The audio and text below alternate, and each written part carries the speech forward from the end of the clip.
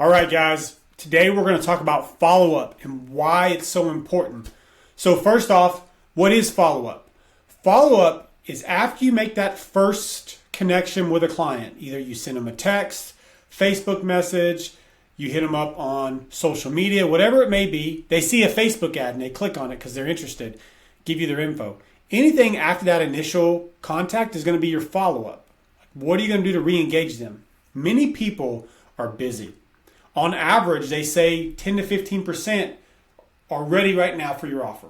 So you put it out there, 1 out of every 10 about are going to be like, yes, I want this right now if they've been looking for it. Past that, now you have to start following up and you got to start educating people and fighting for their time.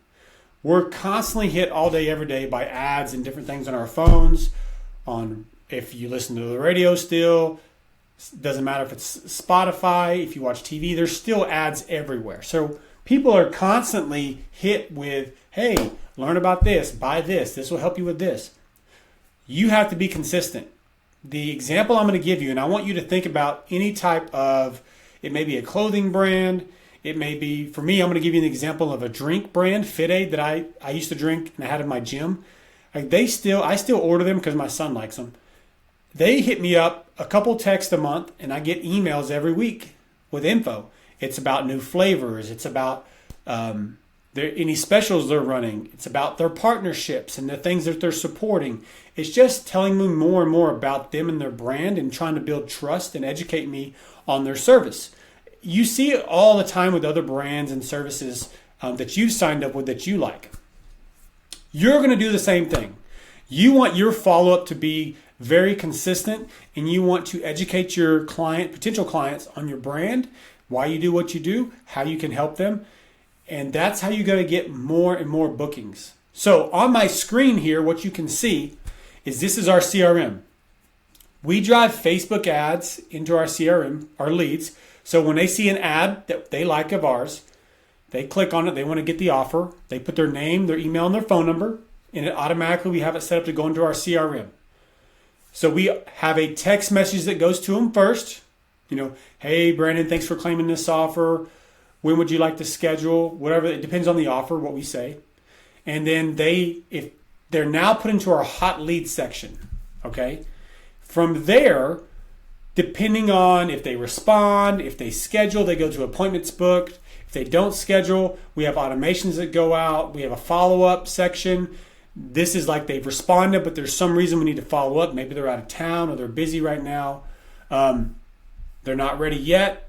They have something similar, like they might be out of town. These are people that are interested, but there's just something that's stopping them. It may be financial.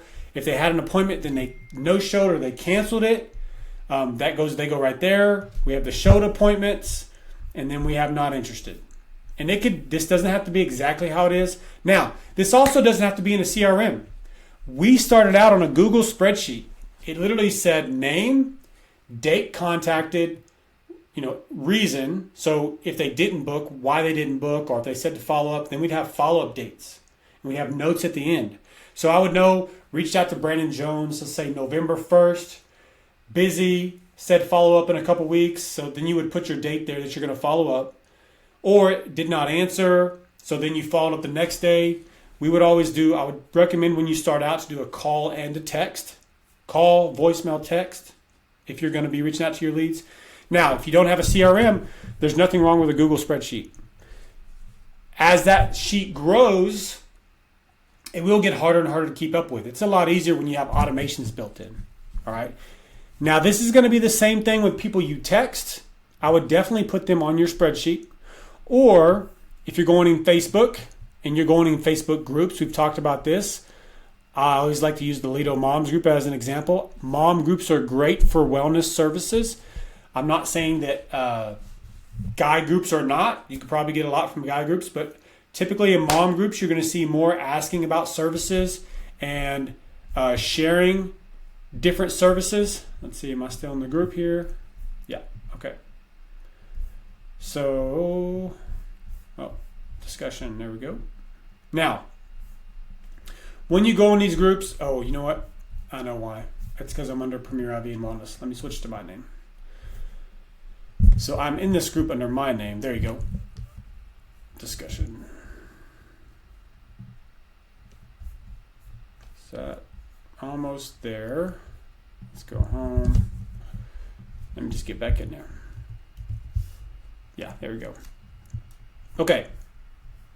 When you go into mom groups, remember, they need to be local to the area you serve. If you're like me and so my med spa is in Weatherford. So we have Weatherford, we have Aledo, we have Willow Park, we have Brock, we have these little towns around it. I mean, Fort Worth's a little bit too far, but these little towns around it, you want to hit all those. So any of those mom groups, any of those type groups that are going to be within, I would say, a 10-mile radius, people that will drive to you if you have a location, or if you're mobile, that you can go out and get to for your wellness services. Okay. Now, when you go in here and you find, first off, I would just start looking, start reading some posts. There's going to be a ton of posts, nothing to do with what you have. So then that's where you want to come here and search for different things. You know, it may be as general as health. It really depends on what all services you do. So let's do a facial. Let's see what we get on a facial. So you can come in here and see somebody else is promoting their facials. Maybe nothing there. Nothing there. So this may not be a good option, right? If you see people posting and they're not getting much traction. Now, if it's a client that posts, a potential client, then that's who you want to reach out to. But looks like a lot of people that work at spas. So that's not really hitting. There's not many comments. So that's not a good thing to search for. You know, we've talked about IV therapy before, and I'm not going to go into great detail searching in groups. That was another video. But what I want you to see is everybody that comments on anything that's out there, it's important. Those are leads. So here's one of my favorite ones. This is a customer that came in here. Now, this is last year, but they came in and they posted recommendations for mobile IV therapy here in Aledo.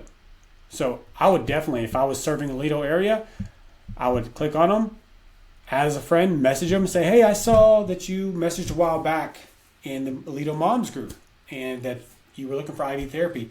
I just want to check in and see if you had gotten taken care of. I know it's been a while. We service the area. I'd love to tell you more about us if you're open to it. Something just very simple, not salesy. You're asking if they've had it before. It's a great way to open a conversation. But then you have all these leads here. These are people that are probably referring other people, but some of them may be looking for one.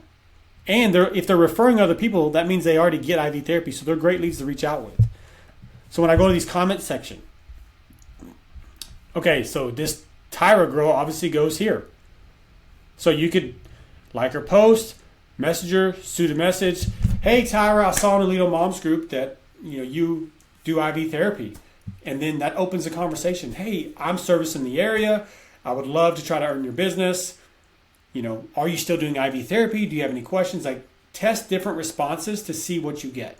Okay, this is how you do organic drumming up business. Okay, now we're talking about follow-up today. So that's the initial message. If they don't respond, or even if they do respond, you got to follow up. Now, if they say, no, I'm not interested, then there's your answer. But if they don't give you a no or they don't respond, you got to keep that conversation going.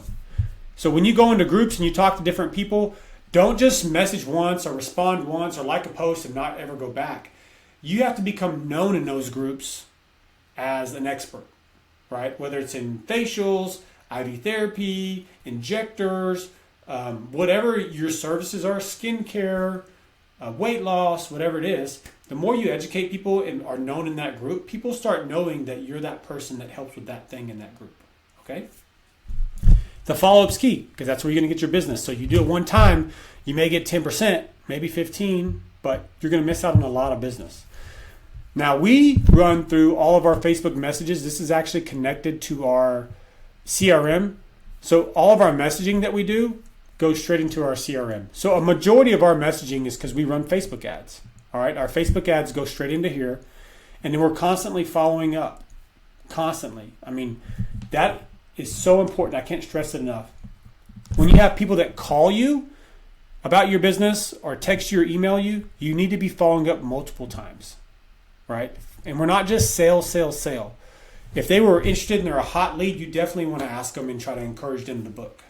But if they're not, they're just inquiring about information, you want to educate, and then you want to keep educating and talking to them and seeing how you could possibly help them. So today we've talked about follow-up. So we've already reached out to our client and now we're following up. That can be through a text message, email, Facebook message. That can be in a Facebook group, any social media group, social media messaging. That can be with Facebook ads. That can be with your friend who was interested. Doesn't matter who it is. Track it, whether you got a CRM or you're going to do it into a Google spreadsheet. This is so important.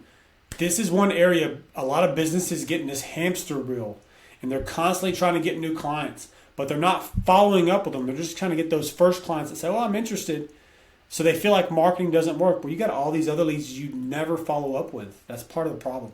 The more following up you do, the more people you're going to get in your business.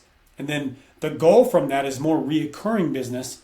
You're always going to be going to get new business, but you should not feel like you always have to get all this new business. You should be working on getting reoccurring business so you have a good base. The easiest way to think about it is if you knew that every 10 clients you reached out to, like one of them was going to sign up right away, but you could get 2 to 3 more by just following up, let's say 5 to 7 times, 5 to 8 times. Sometimes it takes a while. That's 4 out of 10 clients. And if you knew you were going to keep 2 of those on reoccurring, think about compounding.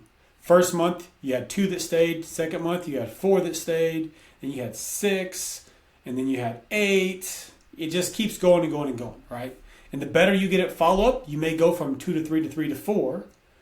And then your retention goes up. You get a third reoccurring. So that's why these are really important. Follow-up's really important. And getting clients back in the door is really important. So I hope this helped. Work on your follow-up. Set up some systems and processes so your admin do it. And at the very least, make sure you have a spreadsheet that you're following so that you can continue to get more clients in your door. I hope this helps.